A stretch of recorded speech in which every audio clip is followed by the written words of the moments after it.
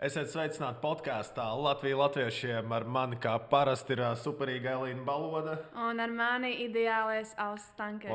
Kāda šodien tāda introdukcija ir. Un mēs šodienas tēma būs salīdzinoši interesanti. Mēs sāksim ar to, ka ar migrāciju šodien diezgan parunāsim. Tad Elīna pastāstīja par migrāciju. Jā, ir laists klajā pētījums, ka imigrantu skaits Eiropas Savienībā pērn sasniedz rekordu.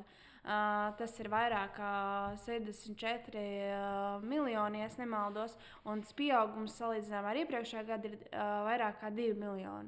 Redzam, to, ka imigrācijas problēma ir diezgan būtiska, un ne tikai Eiropā, bet arī Latvijā. Ja mēs tā skatāmies, vairāk kā 2 miljoni pa visu Eiropu, tā ir gandrīz kā Latvija.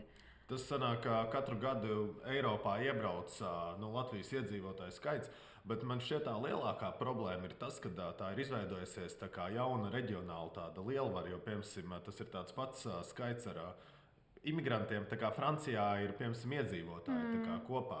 Un tas sāk veidoties tāda jauna valsts. Viņa gan ir pa visu Eiropu, bet tāda reģionāla lielvara, es teiktu. Viņiem ir attiecīgi uzreiz lielāka ietekme politikā, viņiem ir balstiesības, viņi, protams, izspiež kaut kādas savas vajadzības, un man šķiet, tas ir apdraudējums Eiropai. Jā, noteikti. Īstenībā Eiropas Savienībai jau sen vajadzēja domāt par šo problēmu un jau jau problēmu dzēst saknē, bet skaidrs, ka tas jau ir iekavēts, bet mums noteikti jāstrādā to, lai Latvijā šis nav tik nenormāli traki, ka mums lielām masām iebrauc un, lai nesāk prasīt savus noteikumus, kā pieņemsim to dara Francijā, Zviedrijā. Nē, es domāju, Elīna, ka mēs pavisam nedrīkstam pieļaut to darīt Latvijā, kaut kādas savas noteikumus un tā tālāk. Latvija tomēr ir latviešiem manā skatījumā. Jā. Un paturpinot par migrāciju, ir salīdzinoši interesanti. Valsts policija nāk klajā ar satraucošu paziņojumu, ka, ja Latvijā tikpat strauji turpinās palielināties imigrantu skaits, visai drīz varam pieredzēt etnisko noziedzības grupu parādīšanos. Un šis, starp citu, ir ļoti interesanti, jo vienmēr, kad attiecīgas grupas sasniedz kaut kādus apmērus, sāk parādīties tāda kriminālā pasaule. Un es teiktu, ka paldies valsts policijai par atklātību. Latvijā jau šādas grupas ir parādījušās, jo esmu arī dzirdējis par to, ka ir pietiekoši daudz narko-dīleru tīklu, kur ir iesaistīti trešo valstu pilsoņi, un viņi sāk lēnām arī pārņemt lielās pilsētas. Un man šķiet, ka šis ir jānocērt saknē, un mēs nevaram pieļaut nekādu trešo valstu pilsoņu imigrāciju, jo mēs apdraudam mūsu latviešu drošību. Jā, es tā pilnīgi piekrītu. Un interesantākais ir tas, ka par šo visu ziņo valsts ierēģi, ja tā var teikt, valsts drošības iestāžu pārstāvi. Viņi jau zina gan robežsardze, ka šī ir problēma un tas var masveidā radīt vēl lielākas problēmas. Reku valsts policija ziņo, bet politiķi, kas mums ir vadībā, viņi izliekas, ka nav problēmas. Man šķiet, tie politiķi tādā bišķī delužionālā dzīvo.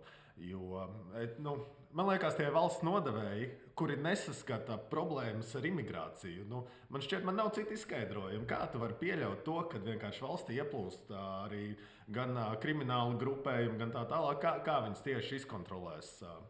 Jā, un arī nesen ir bijuši vairāk gadījumi, kad vienkārši busiņiem tiek ievesti imigranti. Kā mēs pieļaujam to vispār, ka valsts robežu sērso vairāk imigrantu un ievet ar busiņiem? Tad mūsu cilvēki, arī iedzīvotāji, nodarbojas ar šo saucamo biznesu, jo viņiem arī samaksā naudu, kad viņi dara šo pakalpojumu. Jā, un es uzskatu, ka kontrolē ir jābūt stingrākai. Mums ir jāiegulda vairāk resursu robežsardzē. Mums ir viņiem objektīvi algas jāpalielina, jo tas, ko viņi dara uz robežas, ir vienkārši lieliski. Un mēs nevaram pieļaut, ka robežsardze ir vāja, jo spēcīgāka robežsardze, jo šeit ieplūst iekšā mazākā nelegāla imigranti. Jā, pilnīgi piekrīt. Bet runājot par to nākotnes draudējumu, tad tagad musulmaņu lielvalstis spriež par to, ka varētu veidot kaut ko līdzīgu NATO. Un, godīgi sakot, šis varētu būt diezgan liels apdraudējums, ka viņi grib spēcināt savu aliansi. Un, kā tu jau minēji, kad viņi jau ir Eiropā diezgan daudz, tie ir vairāk kā 74 miljoni. Viņiem ir spēks, viņiem ir vara, un viņi grib arī šo aliansi veidot, lai arī militāro jomu sev spēcinātu. Man šķiet, šeit ir diezgan daudz draudu priekš Eiropas cilvēka. Jo, attiecīgi, kā jau pirms tam minējām, 64 miljoni imigranti atrodas Eiropā. Un nedod Dievs, piemēram, notiek kaut kādi apstākļi, kad sākās piemēram, NATO kara darbība ar kaut ko, vai kādas NATO valsts ir iesaistītas.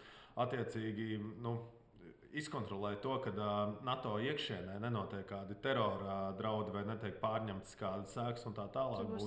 Tas būs ļoti sarežģīti un tas ir liels apdraudējums. Jā, noteikti. Tāpēc šis ir vēl viens iemesls, kāpēc imigrācija arī Latvijā ir daudz, daudz stingrāk jāierobežo. Jo kur ir teikts, ka attiecīgi šie musulmaņu cilvēki viņi būs uzticīgi NATO valstīm un Eiropas vērtībām, nevis piemēram, savām musulmaņu aliansēm. Un tā, es šaubos, ka viņi būs uzticīgi Eiropas vērtībām. Es ļoti apšaubu. Jā, un runāja par nākamo, par to, kas ir savā ziņā vainīgs un ko mums nevajadzētu arī pieļaut, lai nākotnē šī problēma vēl būtu smagāka. Tad progresīvie reklamē savu jauno premjeru kandidātu, kas būs Šuvājevs. Daudz viņi ir gājis par to, ka viņš ir Ļeņins, bet viņš norāda, ka nākamajai valdībai ir skaidri jāiezīmē izvēle starp eiropeisku kursu un populismu. Un tad tur ir ļoti skaists komentārs, kas atspoguļo īstenībā progresīvo būtību un šo viņu vīziju un savu ideoloģiju, ka, ja gribi, lai migrācija ir kā Lielbritānijā un Spānijā, tad šī būs noteikti īstā izvēle. Un es īstenībā pilnībā piekrītu, jo pa lielam, ņemot vērā, ka mums cik ilgi jau progresīvā ir valdībā, viņi vienmēr bremzē procesu saistībā ar imigrāciju.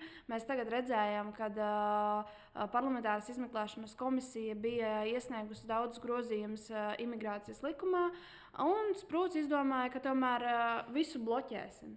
No kuras partijas viņš nāk? No progresīvajiem. Man dažreiz šķiet, ka progresīvie dzīvo tādā pilnīgā citā realitātē. Puķu pasaulē, bet vienradži. Viņi dzīvo pavisam citā realitātē. Viņi šeit aicina imigrantus. Un tas, ka galvenais viņi nespēja izvēlēties, kurā frontē viņi ir. Viņi kā cenšas pa vidu. Jā, mēs tur esam pa kontrolētu migrāciju vai tā tālāk. Bet mums vajag darba spēku. Tās ir pilnīgas muļķības. Viņi ir par imigrāciju. Jā, kā tu teici, mums vajag darba spēku. Un tās viņu idejas ir pilnīgi nereāli izstrādājamas. Man liekas, ka man jāpiekrīt, es dzirdēju vienam teiktajam, ka, ja tu esi progresīvais jaunībā, tas ir ok. Bet, ja tu esi progresīvais, tad, kad tev jau ir sirmi mati, tad ir daudz jautājumu. Jā,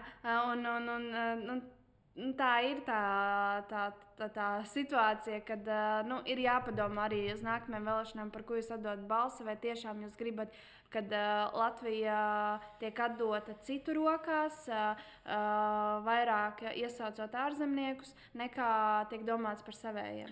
Es vēl pie šī jautājuma vēlos vēl joprojām pateikt visiem progresīvajiem to, ka Latvija latviešiem. Pilnīgi skaisti. Un tālāk arī ir ļoti interesants temats par aizsardzību. Jā, tātad aizsardzības ministrijas valsts sekretārs Puriņš uzrakstīs atlūgumu. Un interesanti ir tas, ka attiecīgi progresīviem ir aizsardzības ministrija. Viņiem ir šis jau sanāk, ka laikam ir otrais valsts sekretārs, kurš ir uzrakstījis atlūgumu, jo it kā netur sabiedrības spiedienu. Pirmkārt, manā skatījumā šī nav nekāda sniegpārsliņu ministrija, vai ne? Šī ir aizsardzības ministrija, un aizsardzības ministrijā spiediens ir jātur. Jo kā tieši izturēs spiedienu no Krievijas, kā ar visiem hibrīda karu apstākļiem, kādu šobrīd viņi realizē. Tā kā mums nav nepieciešama pirmkārt sniegpārsliņas, kur netur spiedienu, mums ir vajadzīgs stingrs mugurkauls aizsardzības jomā. Otrkārt, es arī neuzskatu, ka progresīvajiem vajadzētu būt aizsardzības ministriju. Es labprāt pat izveidotu, kā jau es pirms tam teicu, sniegpārsliņu ministriju, lai tur pārceļās progresīvie, bet aizsardzības ministriju lūdzu atstājam nopietnu cilvēku rokās.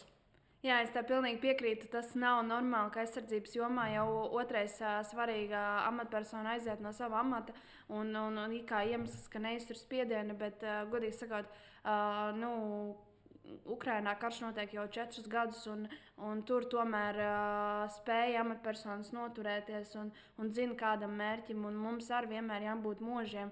Un tagad, kad aiziet mums valsts sekretārs, kas īstenībā ir pamats šajā ministrijā, nu, tas nav pareizi. Un vēl pie tam pirms saimnes vēlēšanām, kad mainās, iespējams, var mainīties arī politiskie spēki arī šajā ministrijā.